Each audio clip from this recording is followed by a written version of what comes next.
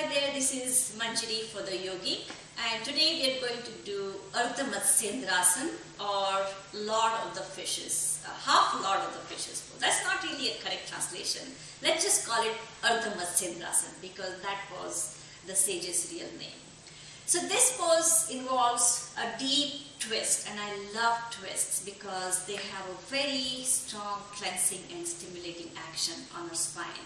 And you can think of this as like the coffee pose of yoga. It really wakes you up without the crash.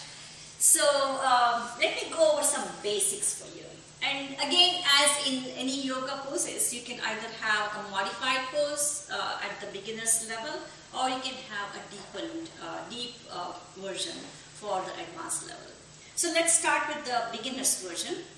You have your left leg extended. You want to take the right foot over, and then I'm going to place that foot over. You want to make sure that the foot that's crossing over, you want to roll it in so that the mount of the big toe is firmly planted along with the heel and that arch is lifted. And that way you have a very strong compact foundation and the top knee is facing the mid toe. And then from here you want to roll your pelvis, lift your spine up. First we are going to go on the left side. So I'm going to take my right arm and then bring that right knee in close to me, compressing the belly. Left arm is going to be behind and I'm going to lift the shoulders, making space between the vertebrae. Inhale, and on exhale I'm going to spin the belly, then the shoulders and then the neck. So I stay here for a few cycles of breath, and then I come back to center and then just cross my arms, and I'm going to pull this thigh in again and then lift, inhale.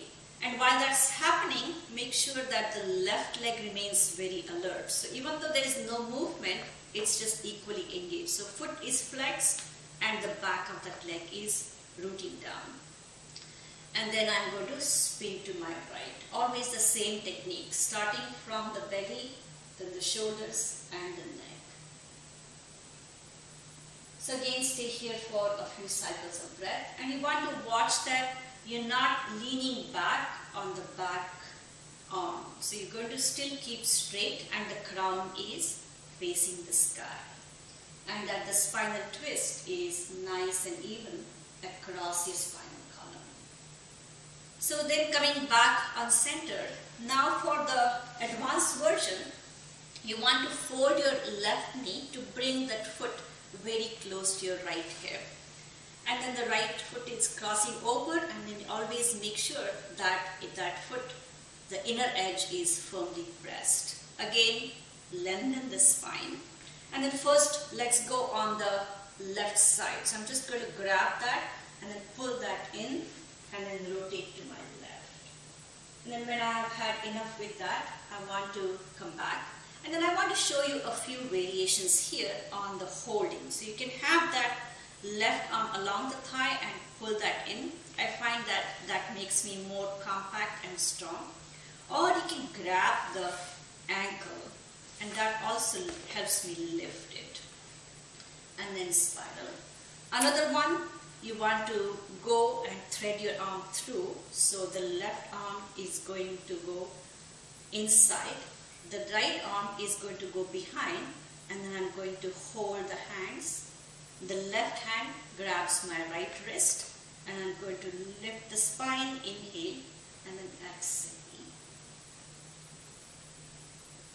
And then I feel my abdominals compressed, a lot of twisting action. Really, really energizing and stimulating.